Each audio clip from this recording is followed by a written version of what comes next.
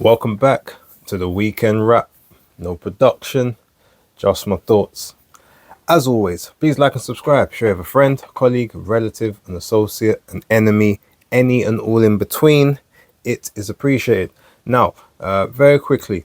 So I got a couple of messages both on the Discord and also in the comment section of the previous video. Just a couple other people saying, how can you mention that you've now got a new puppy but you don't want to show us on camera or whatever? Well, he's not particularly allowed in this room at the moment, especially while he's being trained. However, you could probably see on screen now, took a picture. Should be a video showing up on there somewhere, hopefully. I've got to check the actual editing software that I'm using to see if I can do the both, but definitely there'll be a picture so you guys can see what he looks like. And yeah, this will be the smallest he's ever going to be. But it's a new journey, so we'll see how we get on with that.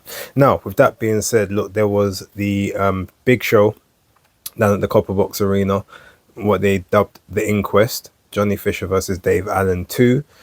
So I think that was the only show of note. There was a show on UFC Fight Pass in America, California sites, but thus far I've had no access to UFC Fight Pass. I don't know if maybe it might be on Triller, or I might have to take a look to see if it's on there, or Fight TV on the UK service.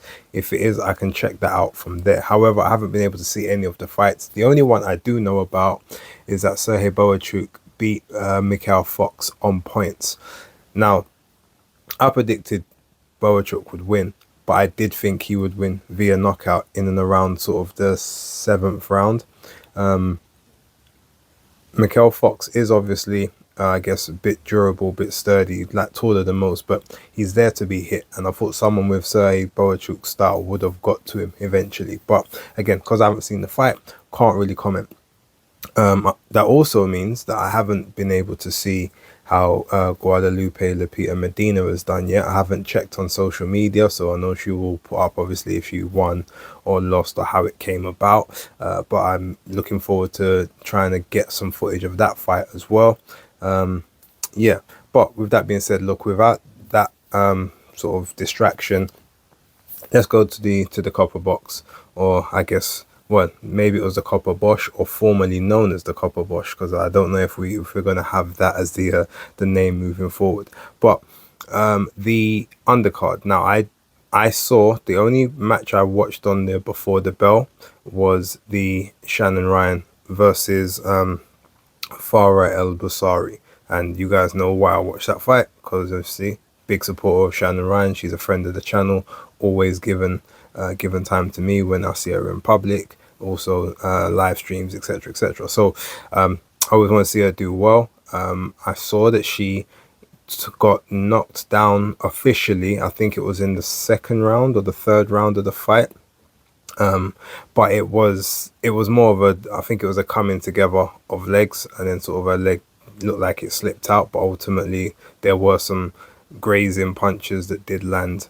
So yeah, which probably I would say tarnished what was a pretty comprehensive victory for her, but I'm sure it's not something that she's going to dwell on too much.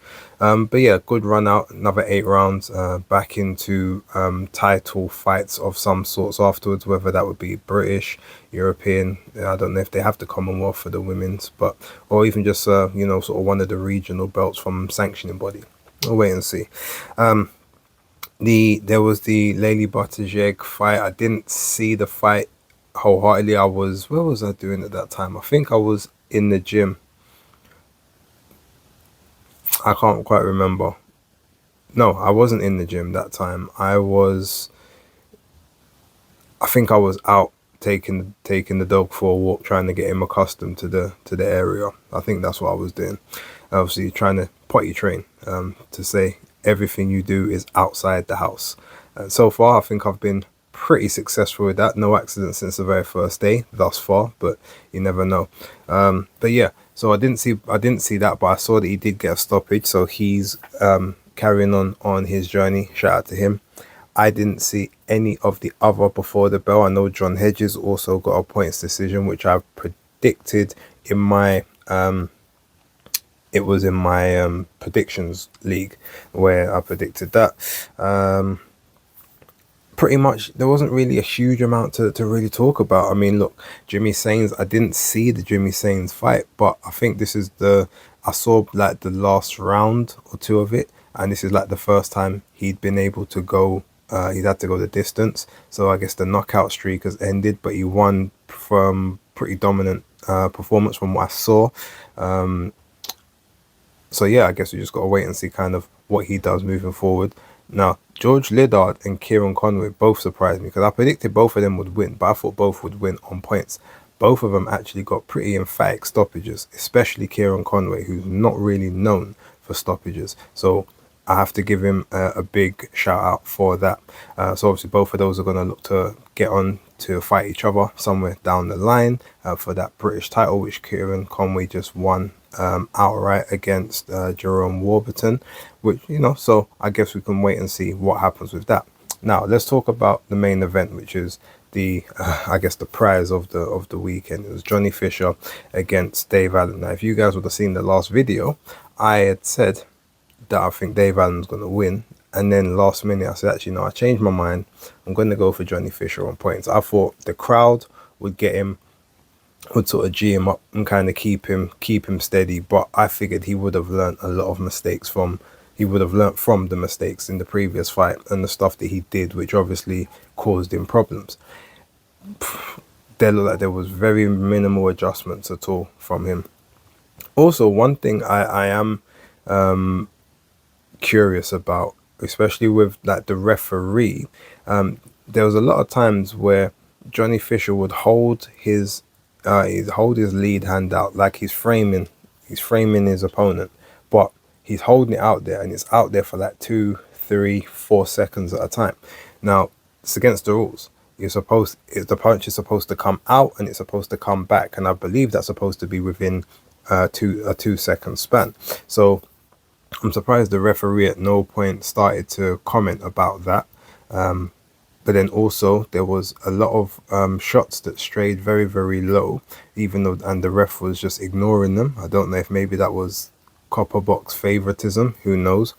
And obviously Dave Allen complained a couple of times. There was even a time where he got hit low, very, very visibly low, looked to the, like, you know, he's complaining to the ref and he's in a clinch. Okay, then the ref then calls the break, and then Johnny Fisher hits him a further 2 times.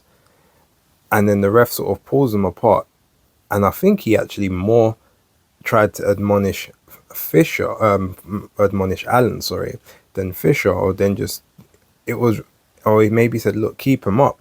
But he didn't say anything about the 2 shots that he threw after the referee had clearly called break and was actually stepping in to break them. So very, very sort of weird display from the referee at points there for me. But also you could just see what was kind of going on. Johnny Fisher, all he really had to do, and Dave Allen said, look, if he boxes, then it should be a routine win for him if he's gotten any better. But I know I'm just going to be able to draw him into a dogfight quicker this time than the last time, and he's, you know, and then that's where the fight becomes mine. He did exactly what he said he was going to do. The only difference is he said that he was going to do it quicker this time in terms of how he started than he did the last time, and he pretty much did it exactly the same pace. All he did is he just walked Fisher down behind the high guard, just made him, you know, have to keep resetting, making him try to just throw big shots when they weren't even really open. Fisher just on the back foot. Ultimately, I know Dave's like the bigger guy in terms of his size, in terms of like, you know, his frame, but you can't allow him to put you on the back foot. You've got to push him back. Like, rather than trying to frame him with that jab, you've got to keep that ramrod jab in his face. You've got to stab it to the body. Like, you've got to push him back, make him go on the back foot a little bit. You know, you can't give up all that real estate, especially as being such a big guy that's not known for fighting backwards. That's how you drain the gas tank. But look, Ultimately, it got to round five. I mean, round four was sort of where it really started to pick up, and you could see that Fisher was having to work extra hard, probably harder than he's used to working. And at that point, is where we obviously saw a bit of the switch. Now in round five, okay, he just turned up the pressure, walked forward a bit more, tried to stay on more on the inside, even ignoring some of the forearms and the elbows and stuff that Johnny Fisher was throwing, or at least putting in his face and in his throat, etc. But yeah, digging in, just some body shots there, which Johnny Fisher did not like. You could tell he was visibly walking back by this time. He looked pretty knackered after the third round. So when those body shots started coming in the fourth and the fifth, I think the writing was kind of on the wall if as to whether he could recover or not. Then that straight, it was almost like a straight right. It wasn't even an overhand. It was a straight right down the pipe onto the ropes, which dipped Fisher's legs, and he tried to bounce it off and act like he wasn't hurt, but we could see the writing was on the wall. Next, a couple other shots, some body shots, some different angle shots coming round, then a cuffing shot round the side of the head, sort of knocked out the equilibrium, and then Fisher sort of just stumbles over, rolls over, stays on his knees though. He does smart in that sense. He waits until the 8 count before he tries to get on his feet, but as he gets up, he's unsteady. The legs are gone. He goes back to the ropes, and I'm surprised, and I haven't listened with much of the sound, but there is no indication that Mark or Jimmy Tibbs or anyone in the team told him 10 seconds, 8 seconds, like hold, run, move, get out of the way, like don't exchange. And then he ultimately he went on the ropes and then tried to exchange with Dave Allen in a very hurt state where he's not focused and he's not able to properly protect himself. A left hook to the body, boom, left hook right right to the chin, and then a little short uppercut just as he's falling forward on the very last second of the round. Towel comes flying in. Johnny Fisher just collapses to the ground. Brutal knockout. It's definitely going to be a contender for KO of the year. But look, here's a question. When we say, did Dave Allen expose Johnny Fisher? I don't know. And the reason I say I don't know is because I think Johnny Fisher said himself a while ago that I'm living my dream. And if I was to win a British title, that would mean everything to me. So in that sense, he's already kind of told you where he either thinks his level is or the level that he's aiming to get to. Now, we know that Dave Allen is a kind of a guy that he blows hot and cold, but ultimately he's had some very impressive wins over some decent level opposition before. So where is the exposure as such? Like, all he's done is just shown us where Johnny Fisher's level is for now. Bear in mind, Fisher's 26. Like, if he wants to carry on, and he may not want to, he may decide that he wants to go another route, but if he wants to carry on, he can learn from this. He may have to make some changes to whether that's the corner, the lifestyle, the way he does his training, maybe what he does outside of the camps. Maybe, I don't know, but there's room for improvement here. We're just talking about obviously a guy with, I think he had this was his 12th fight against a guy that had 33 fights against much better opposition than Johnny Fisher has ever faced. So I'm not as critical on him in that sense as other people. What I will say is he should have never really been headlining cards or being as high up on certain cards as he has been. But again, that's not particularly his fault. That's just because he's such a big ticket seller. You want the people to stay in the arena for as long as possible, and I get it. But I honestly think, and I heard Eddie Hearn say in one of the post-fight press conferences or one of the interviews, he even said, someone said, oh, so is this kind of almost a bit of a disaster for Johnny Fisher? He goes, well, no, because he won't be headlining again, or at least not for any time soon.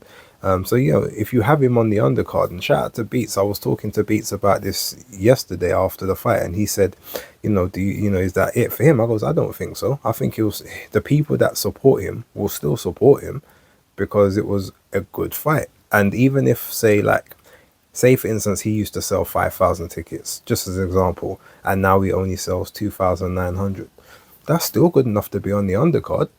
And you get him into fights at a level that he can be competitive in or win in, and you see what you have at the end of it. If his fanfare starts to drop off and the people stop coming to watch him, then you decide, okay, if he's fighting on money that is acceptable for what he's bringing back in, and he's in those fun fights, cool. If he's gonna have loss after loss after loss and the people desert him totally, you know you decide, okay, do you just want to be a body that's in the ring to sort of get beat up? And if that's the case, are you happy with the money you're going to be paid for that? If not, then you bow out. But I don't think Matchroom will be done with him now.